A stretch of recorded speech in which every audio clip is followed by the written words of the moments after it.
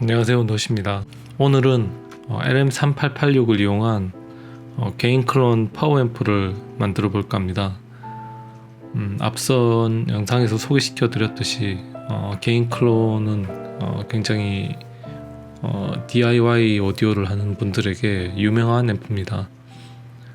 그리고 예전부터 제가 꼭 한번 만들어 보고 싶던 앰프라서 이번에 키트로 구입하게 됐습니다. 키트로 구입을 했기 때문에 부품들 중에서 제가 원하는 부품들로 교환할 수가 있었고요. 약간의 문제는 있었지만 간단하게 해결을 했습니다. 일단 구성되어 있는 부품들을 보면 대부분이 나름 괜찮은 부품들로 구성이 되어 있습니다. 단점이라고 하면 약간 빈티지한 부품들이 있어서 그것들은 조금 바꿔주시면 좋지 않나라는 개인적인 생각이 있습니다. 여러분들은 이렇게 키트로 조립하는 것 말고 완제로 되는 것을 구입해서 필요한 부분만 바꾸는 것이 좋지 않을까 싶습니다. 완제가 아닌 조립해야 하는 키트로 만들게 되면 문제가 발생을 했을 때 판매자로부터 거의 도움을 받지 못합니다. 만약 완제로 구입을 했다면 초기에 제품 불량이 있을 때 판매자에게 컴플레인을 요구할 수가 있는데, 키트로 직접 조립을 하게 되면 책임의 소지가 불분명하기 때문에 해결하는 데 많은 어려움이 있기 때문입니다. 이제 만드는 방법을 보여드리겠습니다. 먼저 앰프 내부의 부품을 선정하고 난 다음에 부품을 넣어줄 케이스를 선택해 줍니다. 저는 풀사이즈 케이스보다 하프사이즈 케이스를 선호하기 때문에 첼로라는 이름의 알루미늄 케이스를 선택했습니다.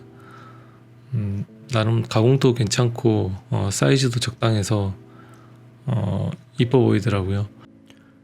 표면에 판매자가 올려놓은 이미지와는 다르게 아노다이징 처리는 되어 있지가 않았습니다. 이 점은 꼭 아셔야 될 것 같습니다.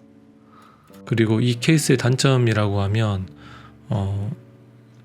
약간의 이제 조립을 하고 난 다음에 유격이 있습니다. 이건 제품마다 편차가 좀 있을 것 같고요. 그리고 홀 가공이 하나도 되어 있지가 않습니다. 뒤에 파워 인렛 같은 경우에 제가 추가 비용을 지불하고 따로 가공을 하였습니다. 그리고 나머지 홀들은 제가 부품을 실장하면서 위치를 잡아줄 생각이기 때문에 가공을 하지는 않았습니다. 케이스에 발도 구매를 해야 되고요. 파워 인렛도 별도로 구매를 해야 합니다. 가장 먼저 해야 할 일은 케이스에 발을 달아줘야 합니다.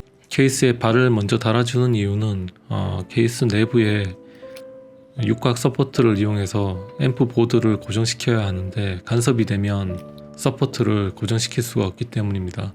부품들을 고정하기 위해서 저는 M3 규격의 볼트를 사용하였습니다.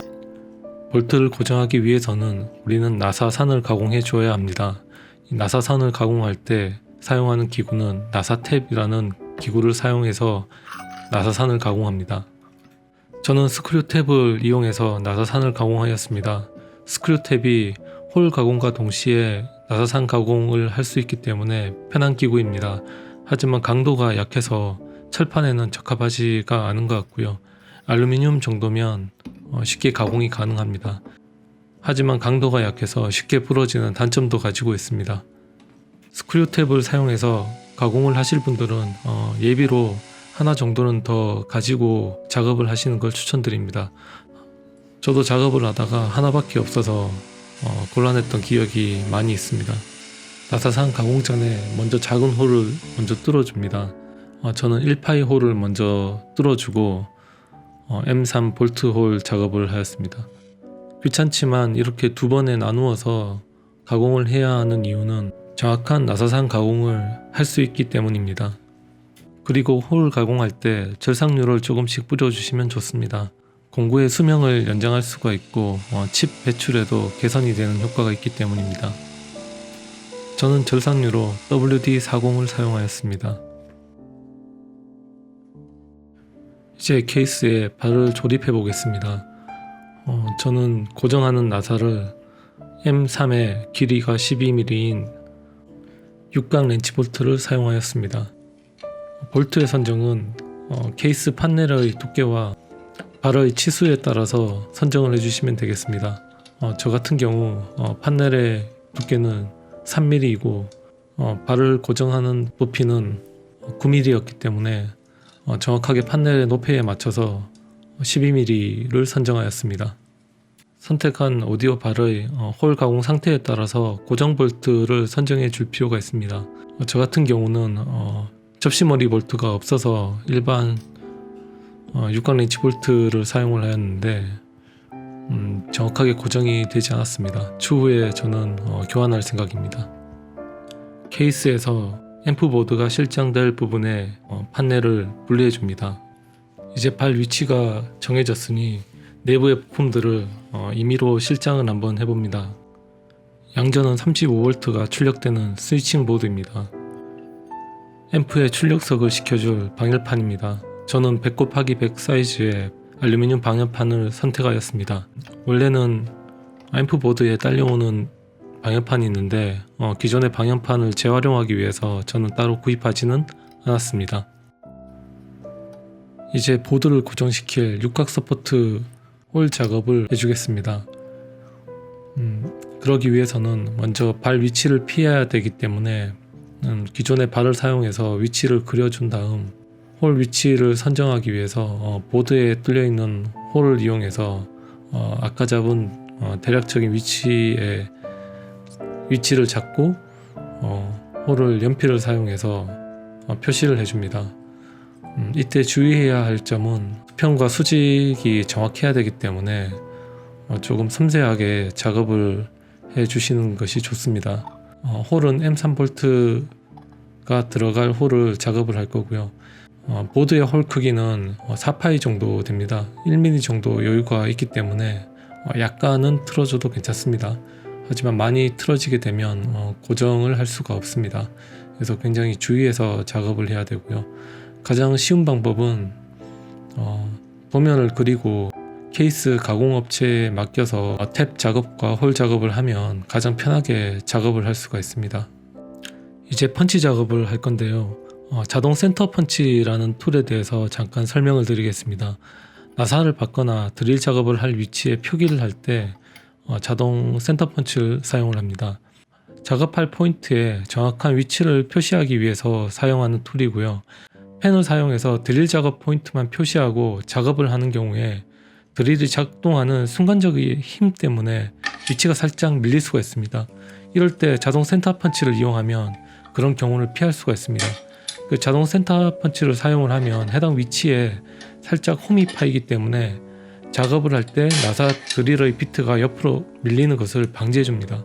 이거 없이도 못을 가지고 망치를 살짝 때리는 그런 방법도 있는데 사실 이거는 이제 망치질이 익숙하지 않으면 약간 힘이 듭니다.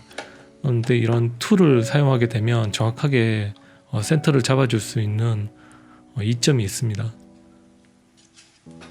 펀치로 자리를 잡은 곳에 이제 홀 작업을 해줍니다. 센터 펀치로 홈을 만들어 주었기 때문에 드릴 비트가 옆으로 이동될 일이 거의 없습니다. WD-40을 조금 뿌리고 홀 작업을 해줍니다. 이제 M3 나사 탭 작업을 하기 위해서 1파이 홀을 뚫은 자리에 스크류 탭을 사용해서 나사산을 만들어 줍니다. 이제 하판에 육각 서포트를 고정할 겁니다. 육각 서포트를 고정하기 위해서 제가 사용한 볼트는 둥근 머리 육각 렌치 볼트입니다. 사이즈는 M3에 길이가 8mm인 볼트를 사용하였습니다. 볼트에 녹이 나는 게 싫어서 저는 스테인리스 볼트를 사용했고요. M3에 8mm를 사용한 이유는 하판의 두께가 3mm고요. 그리고 서포트의 길이가 10mm입니다. 그러면 이제 서포트에 5mm 정도가 고정이 돼서 딱 적당한 사이즈이기 때문에 제가 8mm 사이즈의 M3 렌치 볼트를 사용했습니다. 그리고 육각 서포트는 저는 흑색의 나일론 재질의 육각 서포트를 사용하였습니다.